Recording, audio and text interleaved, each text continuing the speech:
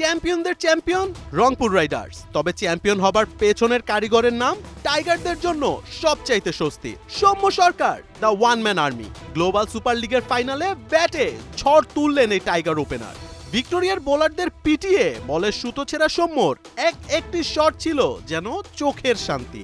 ফাইনালে তার not out ৮৬ run রংপুরের জয় নিশ্চিতের জন্য ছিল অন্যতম হাতিয়ার।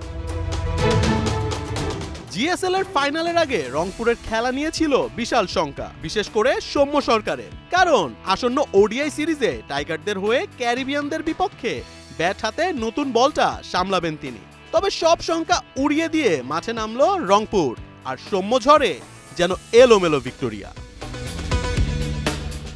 আগে ব্যাটিংয়ে নামা রংপুরের দুই ওপেনার সৌম্য এবং টেইলর প্রথম বল থেকেই ছিলেন মারমুখী।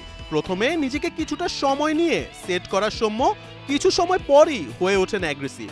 একের পর এক বল বাউন্ডারি ছাড়া করে বোলারদের মাথার ঘাম পায়ে ফেলছিলেন সরকার। মাত্র ৩৩ বলে তুলে নেন নিজের 50-র পর যেন আরো বিধ্বংসী সৌম্য। তার সঙ্গী টেইলরের উইকেটের পর সব দায়িত্ব নিজের কাঁধে একাই তুলে নেন তিনি। এক প্রান্ত থেকে উইকেট পড়লেও রানের চাকা দ্রুত গতিতে সচল রাখেন সৌম্য।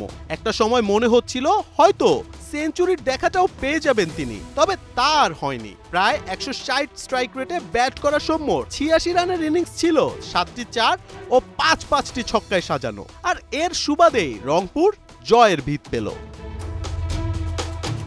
গ্লোবাল সুপার লিগের top scorer tiger batter Soumya Sarkar ফাইনালে ম্যাচ সেরা হওয়ার পাশাপাশি পেয়েছেন টুর্নামেন্ট সেরার পুরস্কার। ৫ ম্যাচে ১৪২ স্ট্রাইক রেটে করেছেন ১৮৮ রান। গ্লোবাল সুপার লিগে তার ব্যাটিং দেখে যেন বারবার মনে পড়ছিল ঠিক ৯ বছর আগের টাইগারদের সে আক্রমণাত্মক এক ব্যাটারকে, যার কিনা ছিল না কোনো ভয়।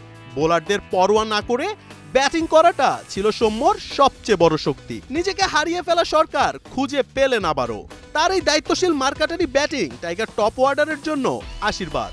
টাইগার ভক্তরা চাইবে ক্যারিবিয়ান দ্বীপে সৌম্য যে ঝড়ের তাণ্ডব চালাচ্ছে তা যেন কয়েক ঘন্টা পর বাংলাদেশের বিপক্ষে ক্যারিবিয়ান বোলারদেরও লন্ডভন্ড করে দেয়, কারণ চ্যাম্পিয়নরা তো আর হার মানে না।